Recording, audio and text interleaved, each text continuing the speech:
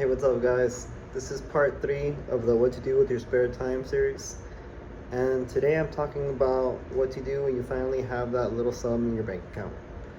So, impulses hit, you finally have a little sum. You're like, I can spend with this sum, and I'll still have some, right? That's usually the mentality. But I'm here to tell you that even if it's a little bit, it can be a whole lot more. But oftentimes, it's the story of our lives. We end up getting a little comfortable little pillow, and then we end up, spending it, and then we build up the little savings again, and then boop, it gets spent. So here is what you do when you finally have a little bit of extra money in your bank account. So a thing that I like to do is, especially if you're just starting out, I would recommend Robinhood. Or even if you have a Cash App, you have stocks there.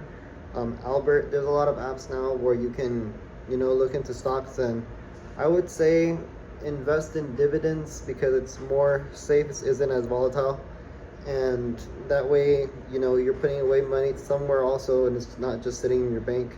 You can build interest and dividend yields. So that's something that is really smart to do, because before you know it, hey, you're not touching it, you're not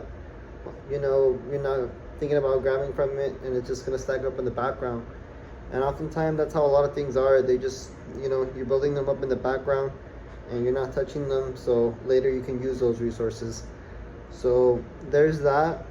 Also, if you feel like there's a certain tool or something that can help boost your game, or it can help actually bring you more money in the long run, definitely invest in that.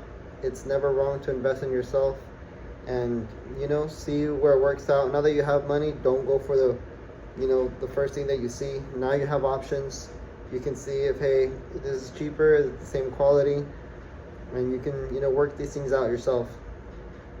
And lastly, I would say, just think on the long term.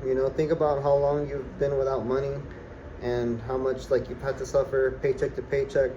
And now that you have it, think about your children, think about your family members, think about the people that you're doing this for, and, discipline yourself and be like, hey, you know what, I have this, it's easy to get it, but it's harder to keep it.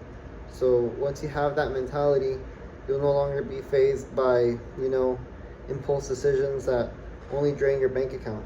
You're going to be smarter, and you're going to be like, if this is going to bring me money in the long run, or is it just going to be, a liability?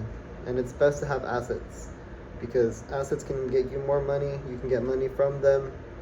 So just think smarter, think about what you can do, and, overall, that's the beauty of life, that you wake up, tomorrow's a brand new day, and it's never too late to start. You can be making better financial decisions in your 20s, 30s, 40s, 50s, shit, even 60s. We're all learning, and I'm not no financial expert, but this is just from my experience and what I do and how I work out things in my mind, and how this type of thinking has helped out my life tremendously. So much love and much luck to you guys, and stay posted for more videos. Peace out.